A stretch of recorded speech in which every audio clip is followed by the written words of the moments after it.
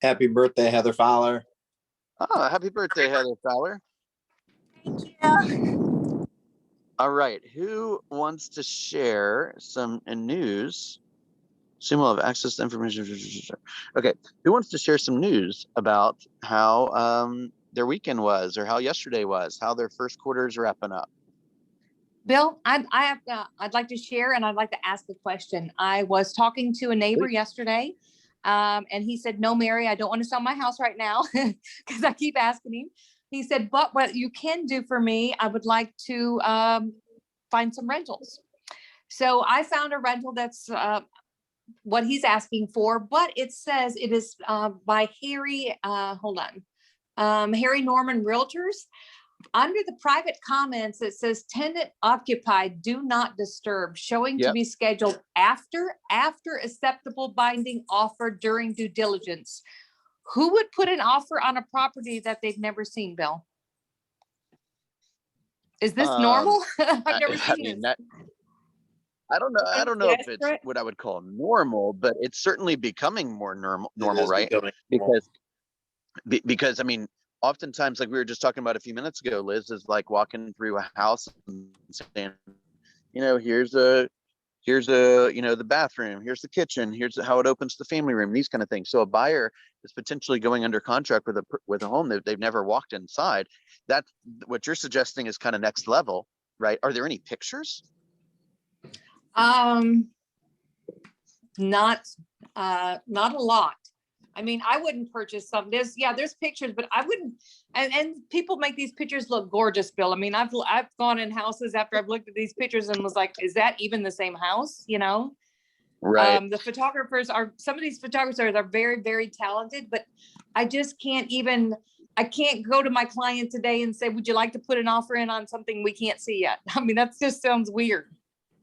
The truth of the matter is it is weird.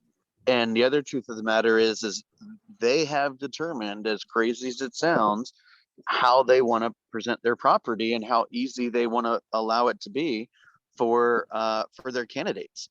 And if that's the way it's going to be for them, then they will have to deal with the ramifications of that, right? And if somebody has hesitation about moving forward or submitting an offer, then they might not. And that is something that hopefully the agent has kind of coached the owner through, so that they can try to be as successful as possible. But if you're asking me, hey, is that good representation? No, not at all. Bill, can I say something? Yeah. So in the world, so we think like real estate agents, and our job is to represent our sellers and buyers in the best way we can. Investors have a whole different mindset. They're sowing seeds to see what sticks. So oftentimes they'll put in multiple offers on different properties, and knowing that they'll be able to do something during due diligence, get their contractors in and everything. So in the world of investors, it's not that uncommon. More important for your client would be, well, not more important, but as important for your client as getting in to see the property would be to know if the tenant is going to stay and if it's cash flowing, meaning that there's money left over after all of the expenses and mortgage and so on. Yeah, it says long-term tenants, 10 plus years. So, but I find it hard to walk up to him today and say, I've got a property for you. I can't show it to you, but let me write a contract for you. I just find that very hard to do. Well, for like Candace is saying, an investor isn't necessarily saying, I wonder what, condition the doors are in and the windows are in and the knobs are in. It's, if I finance it this way, can I make money? And if your people are not comfortable with that, then we move on. Yeah.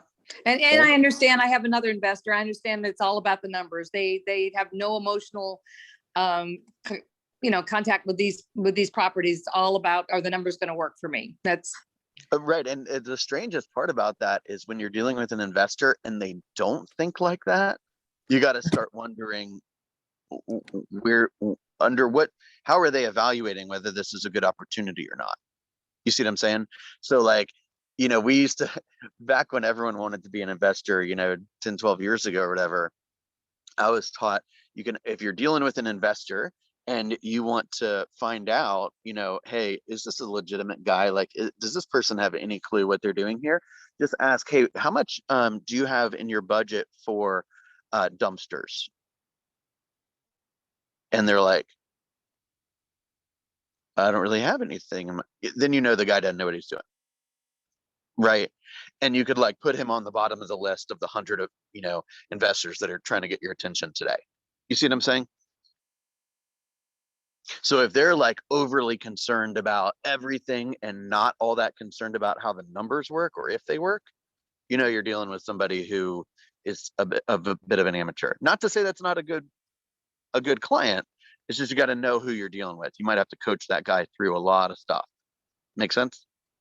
Yes, thank you. All right. I'm having a little issue sharing my screen, but I just posted something in the announcements page. So if you guys can just take a quick moment and open that up.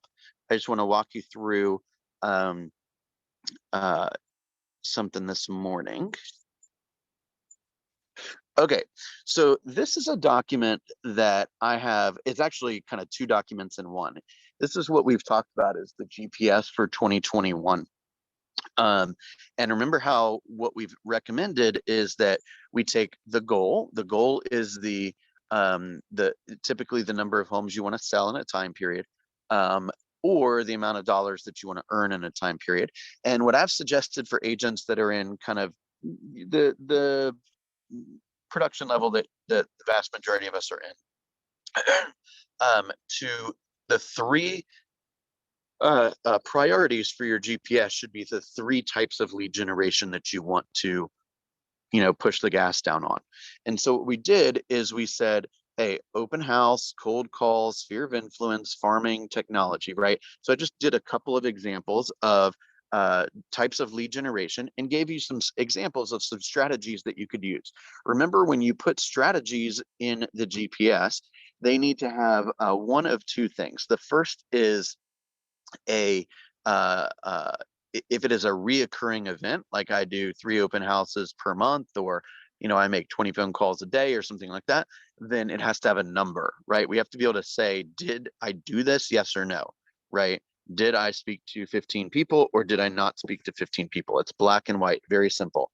If it is a project, like for example, create the systems for what happens after the open house, then it doesn't necessarily need a number because it's project based. It needs a deadline.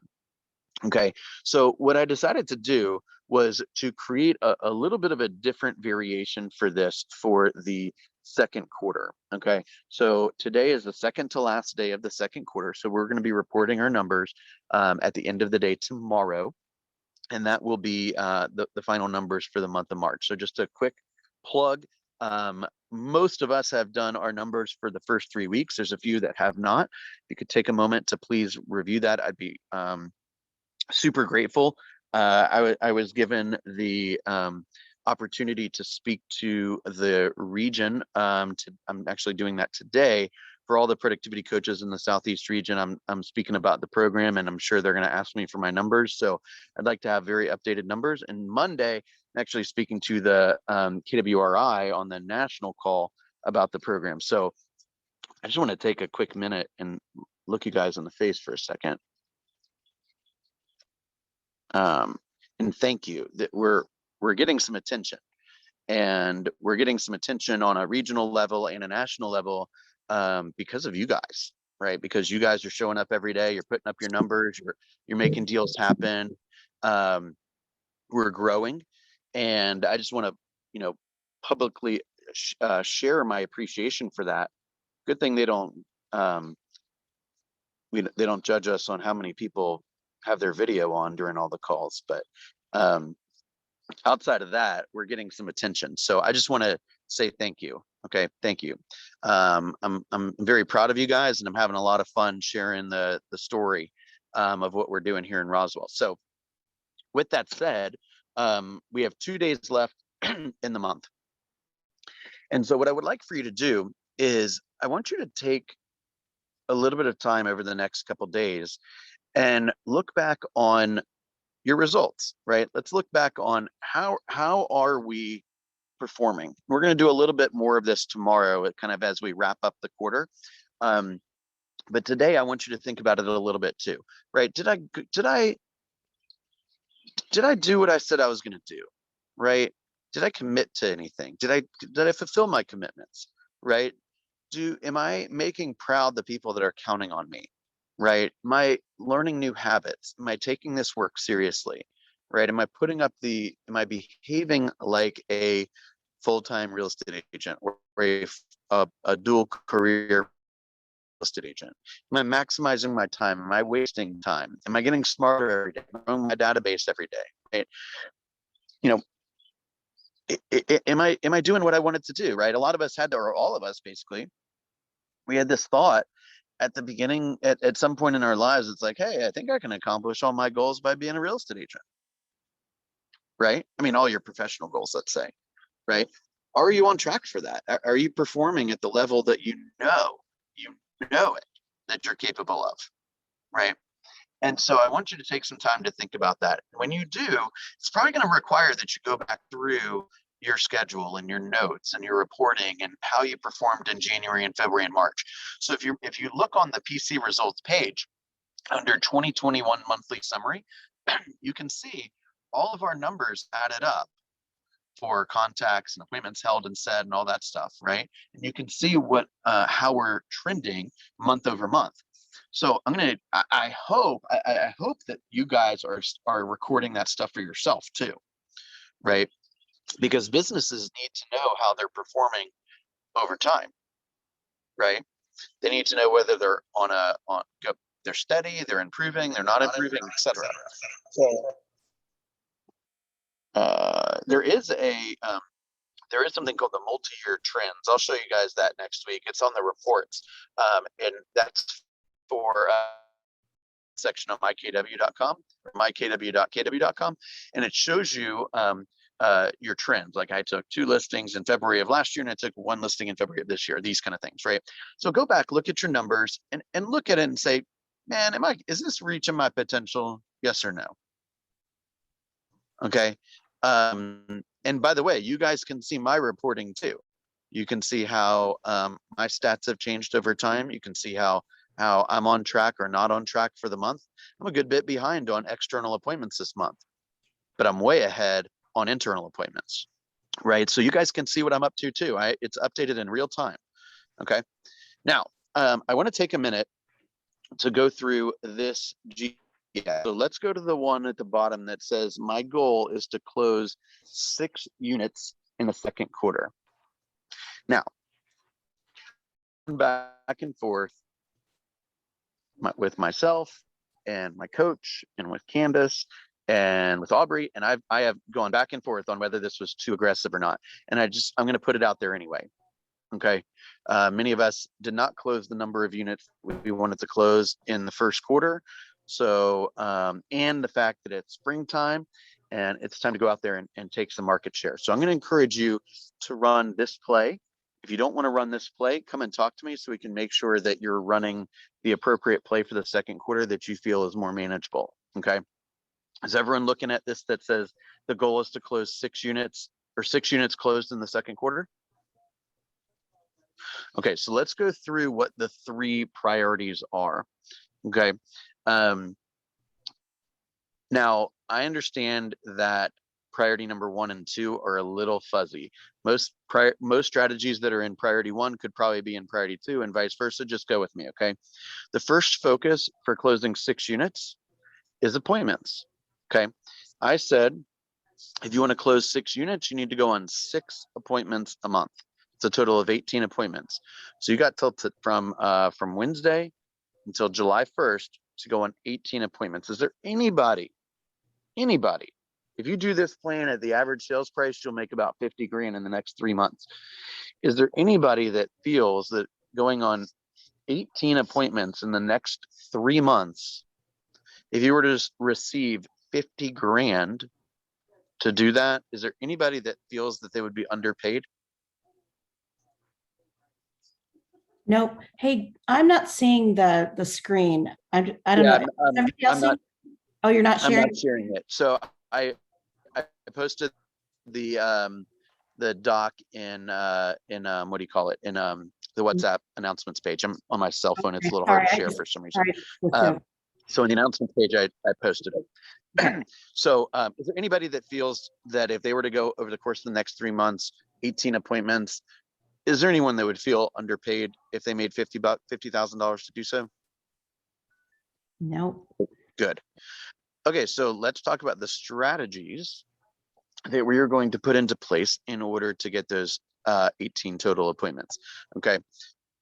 Again, this is a Word doc. You can, if you want to edit it, please just download it onto your own computer and edit that one rather than the one that's in the drive. Okay. So 20 contacts a day. Truth is, it's probably a little bit more than you need to do, but again, I want to get you in the habit of high performance, and then you can make adjustments later on. 20 contacts a day. That is not 20 dials a day. That is 20 two-way conversations per day. A great way to do that is by committing to the DTD2 system. Every week, I didn't do this week, I'm sorry, with the email, I'm out of town right now. We put in our letters of which, and I'll post the letters in the group here in a second, which letters we are going to focus on. So you can say, hey, if I know somebody in my database whose last name ends in F, then this is the week I call them, or their last name ends in R, excuse me, this is the week I call them.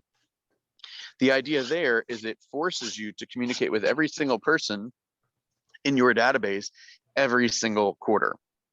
Even if you don't actually get them, I want you to leave a message that says, hey, Joe, I was passing by your neighborhood today, was thinking about you, just wanted to check in on you and the family. You could even say something to the degree of, hey, no need to call me back unless you have a question or I could do something for you. Just wanted to say hello. Right. Remember how we talked a little bit about this idea a little while ago, maybe some of you guys weren't here, where if I leave a message with somebody and I say, hey, Michael, it's Bill Linkwald. Hey, call me back. Right. First of all, I didn't even really need your call.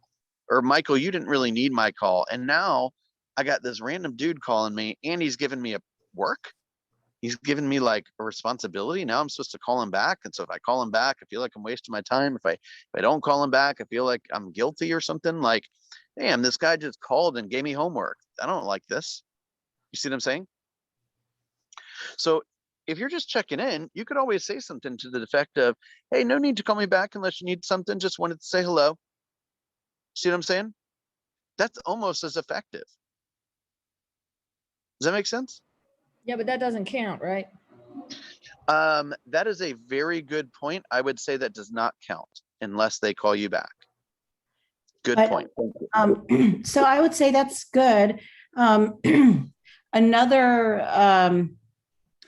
thing that I've been doing when I leave messages that I found has brought me some, pretty good return on my time, is leaving, and you helped me with this, Bill, just by really crafting my message and also the energy that I put into my message, my tone.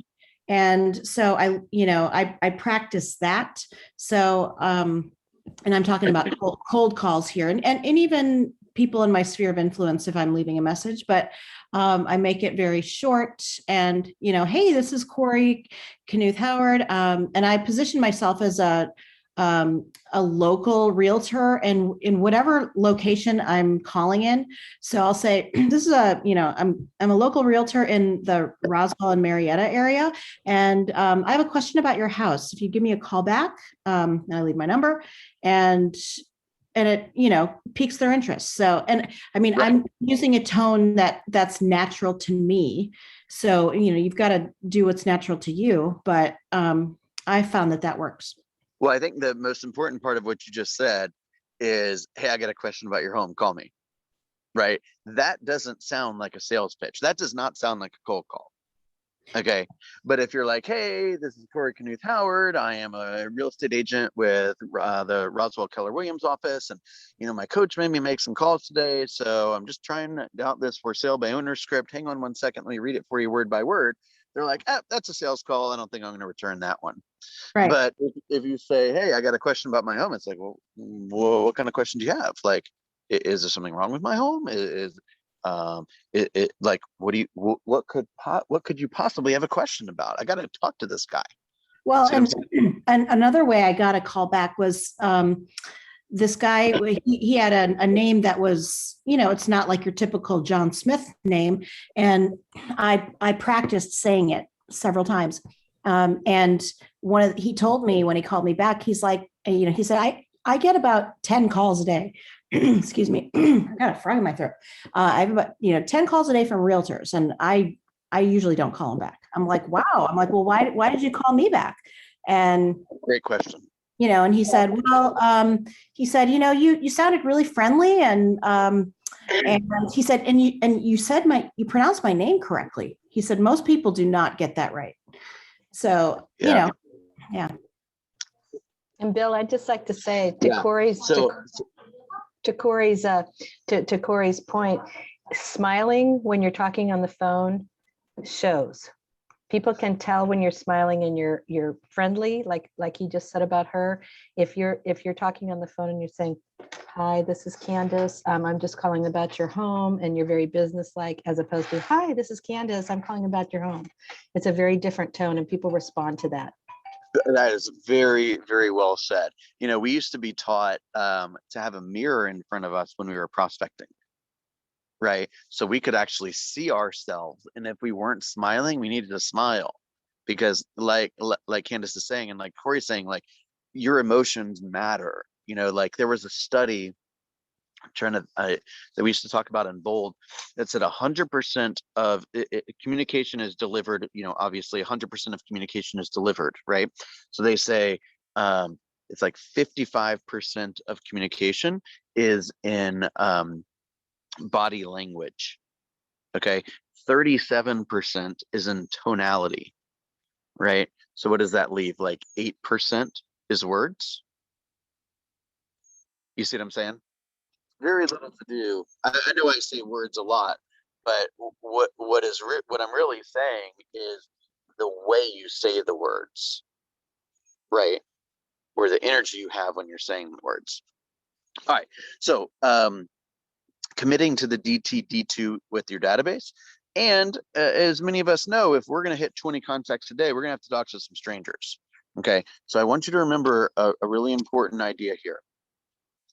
The average real estate agent, I'm not trying to offend anyone here. The average real estate agent in Metro Atlanta sells 3 homes a year. They're not that good. Okay.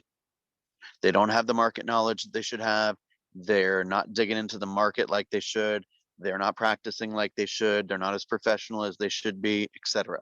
70% of agents or 70% of consumers are going to hire the very first agent they speak with. If you combine those two, then you should say to yourself, oh my gosh, if I allow a citizen of my community to work with the average agent, they're going to have a crappy experience. And therefore, I feel compelled to go out into the public and deliver my value. And when you feel that way, when you're out there like almost trying to like make sure, you're playing so much offense because you're trying to essentially make sure that your community members don't have a lousy experience with a mediocre agent, then that feels different than just making cold calls so you can have closings. Does that make sense? All right, so let's go back to the sheet for a second. Social media plan and video strategy. Okay, I know that's pretty broad. I'm going to ask you, is there anybody that thinks that video is going away? Anybody? I don't think video is going away. Nope, not going to happen. Do you think that social media is going to go away? I don't think so either. So it is time to ask yourself very bluntly, how is the Michael Gould Real Estate Organization going to be using social media and video to attract people and to communicate? Okay. Doesn't have to be a hugely complex plan or system. I want to encourage you guys, you got to start thinking about it.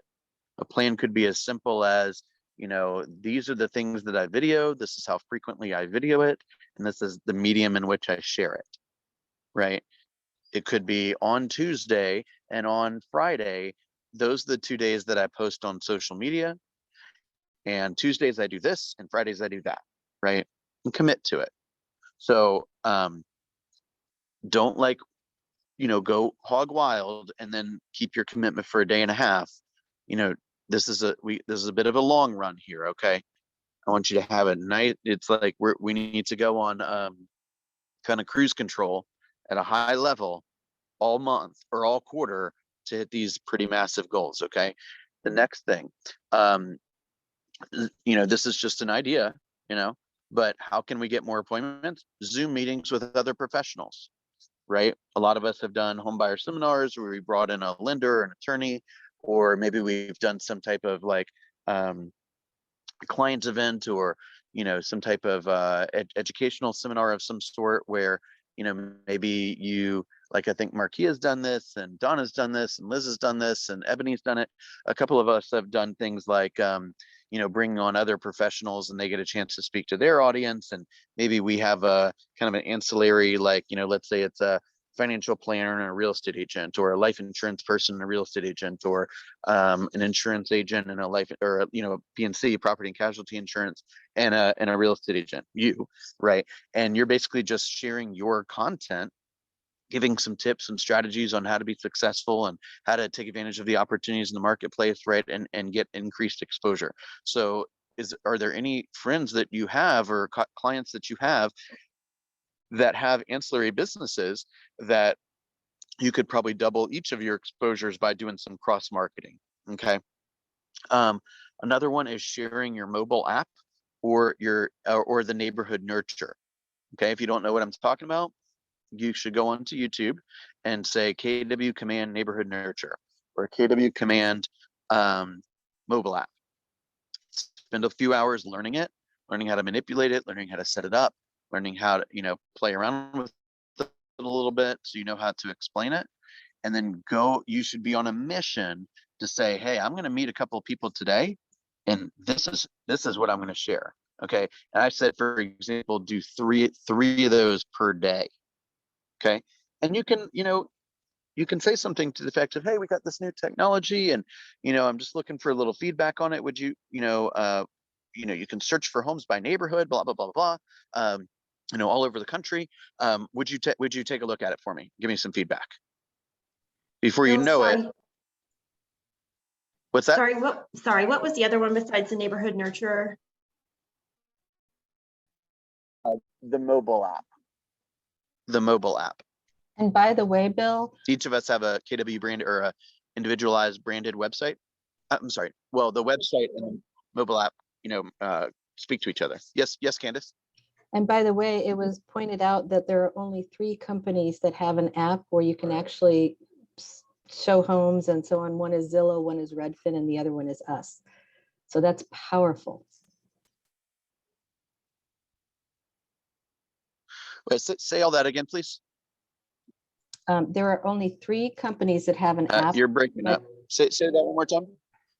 There are only 3 companies that have an app like ours, or that has similar functionality. One is Zillow, one is Redfin, and the other one is us. So that's powerful. Did you all hear that? Yeah, I That's heard right. it just fine. I heard it. Okay. Yep, I heard it. If Bill's not hearing it, it might be his reception. I heard it the last time. So what I would say is, just kind of as a bit of an aside here, you got to remember that like Coldwell Banker and Remax and these kind of places, they don't have individualized branded apps. They're the Remax app. Okay, Remax having an app doesn't help me as a Remax agent keep my people in my world. It keeps it in Remax's world, and they'll send off the leads to somebody who's paying more money for them. Does that make sense? Okay. And then I said, surprise and delight somebody once a day. Okay. Surprise and delight, nice, simple concept. It is doing something for somebody that they do not expect. something that is a little bit beyond what is typical. Surprise and delight, a good example of that would be sending, Tiff's treats to their work, or dropping off a bottle of wine for a referral, or in some instances even writing a handwritten note, right? It's something that they're not expecting. It's remember, we talked about this idea of taking the expectations, let's say, and again, don't mean any harm here, but let's say you've got a $250,000 listing, and let's say you have a $700,000 listing. Okay, I would say that the vast majority of signs for a $250,000 listing are those shitty looking metal signs that cost $40, whatever, right? And the vast majority of the signs for a $700,000 listing have the white post and the panel and everything is, kind of turned up a notch. What if you gave the $700,000 listing sign, so to speak, to the $250,000 listing? You think when they have that crappy metal sign in the front yard, they feel good? Or do you think they could feel better if they had a fancier sign in the yard? Right? You go into a neighborhood where the homes are selling for $250, $300, it's all those plastic signs. And all the neighbors have been used to seeing those for years. And you come in with the nice white painted, sign post and a nice metal thing. Feels different, doesn't it? Was somebody wanted to say something? I was going to say, Bill, I only bought the nice white post ones because you got to think of your sign as a billboard. It's representing you. It's a big giant billboard out there in somebody's yard. It's representing you. So I didn't want a tacky little metal, tacky little sign representing me. I bought 3 of the big nice ones and 3 of the big nice holders. Yep. Great.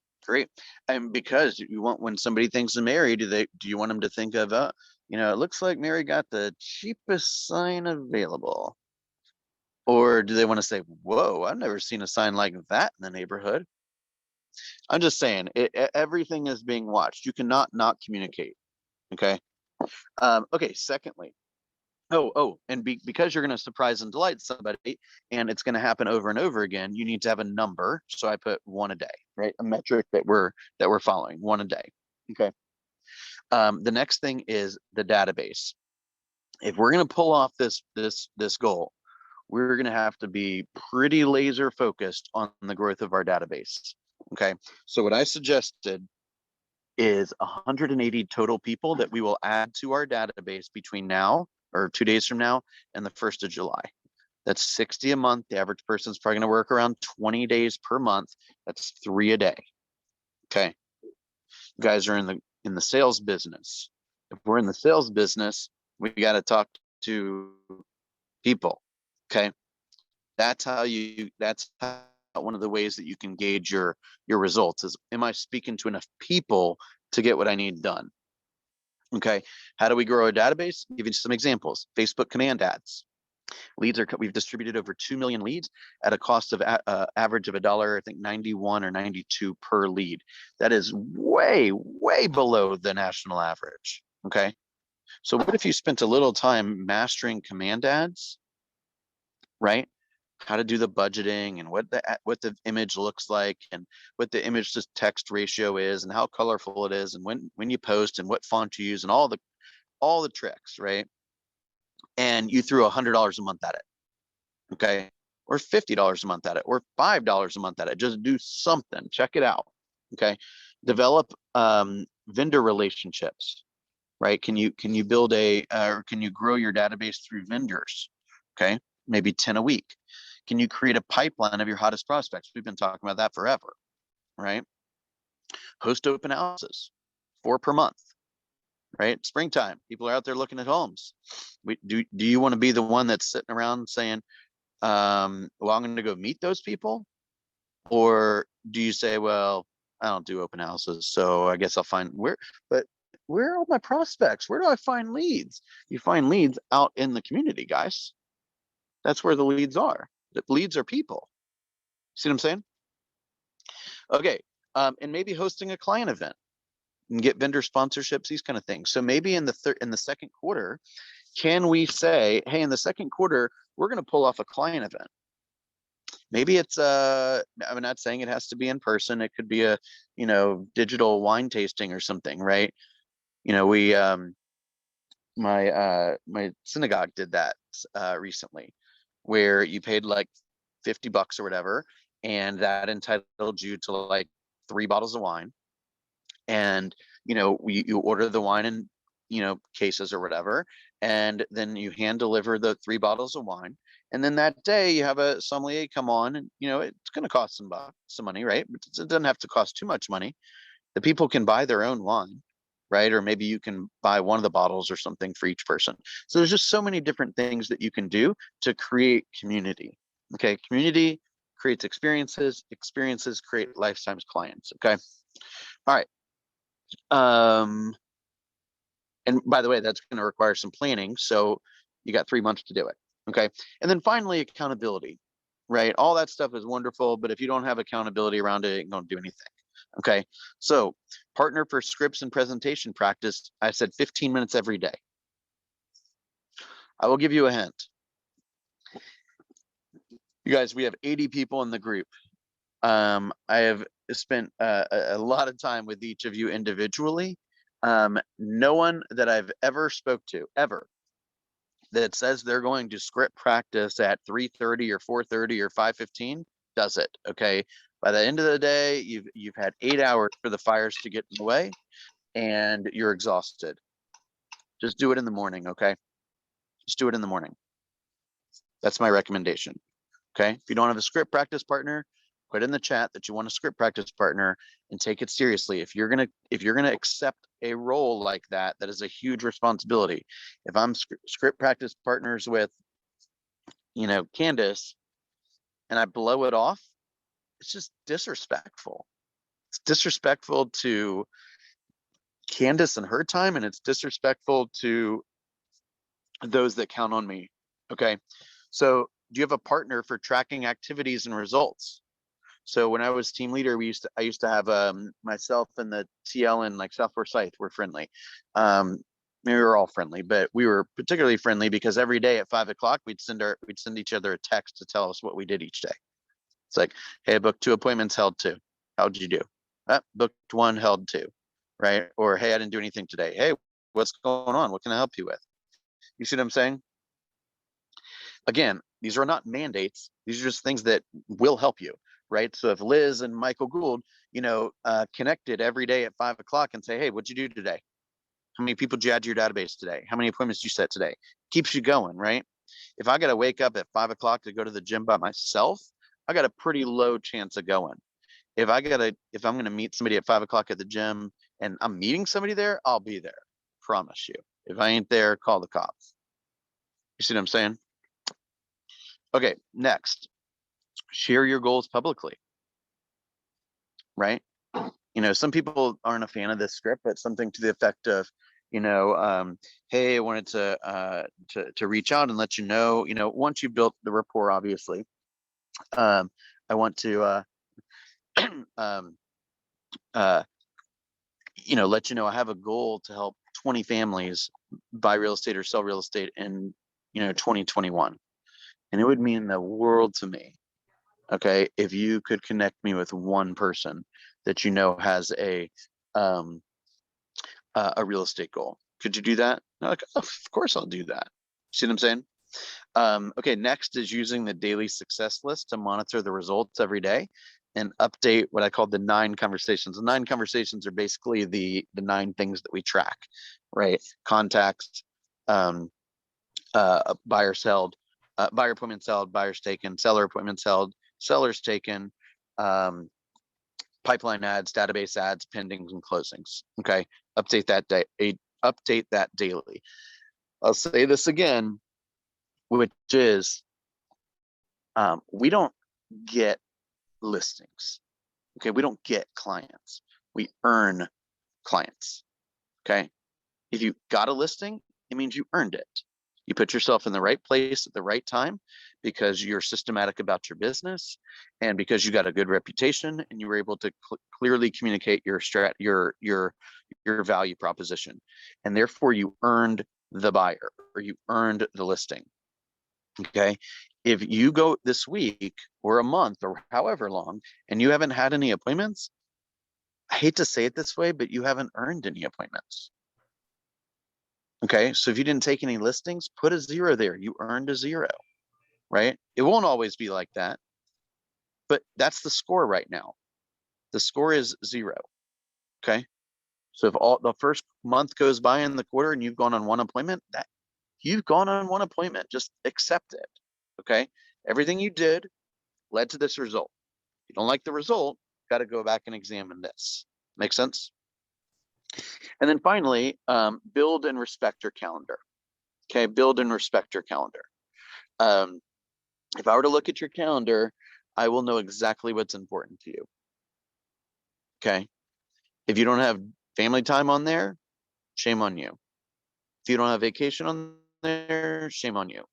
If you don't have whatever you got to put on there to feel like you're taking care of yourself, whether going to the gym or meditating or going to the massage place or whatever, you got to take care of you first. Okay. You bring the best version of you to the table so you can go kill all these goals. You see what I'm saying? All right. Any thoughts or questions on that document? Bill, I just want to say there's another thing. When you share your goals publicly, people like to be in business with people who give. So maybe you could say my goal this year as an alternative to, I want to help so many families. My goal this year is to write a check to Children's Healthcare of Atlanta for $10,000. And I have to have X number of families helped in order to do that. People get behind goals like that as well. And whatever your charity is. Yeah, I like that one a lot. That brought up another idea, which is, instead of saying I want to receive, let's say 20 referrals in the second quarter, what if you said I want to give 20 referrals in the second quarter?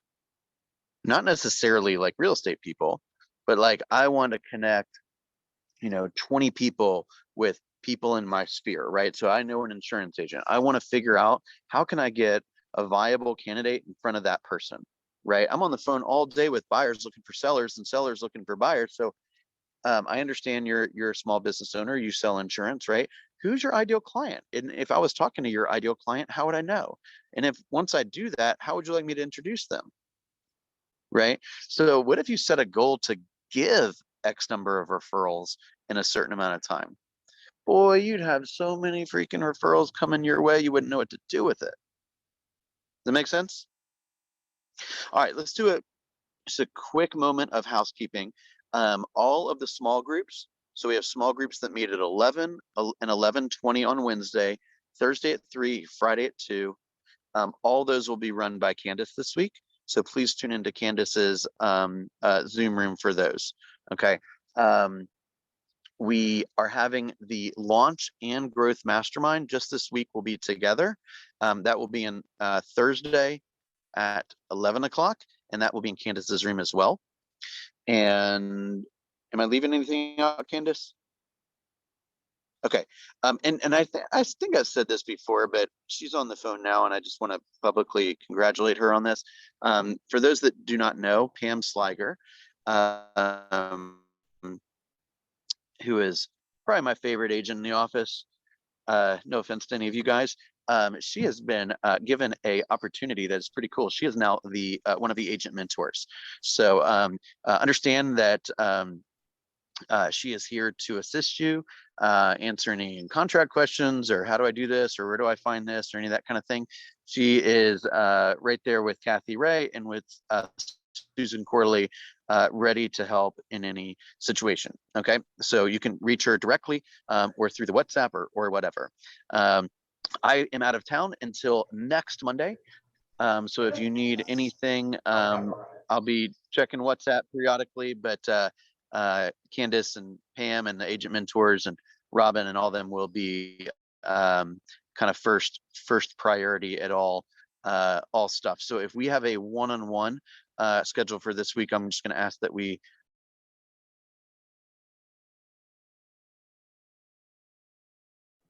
We've lost you.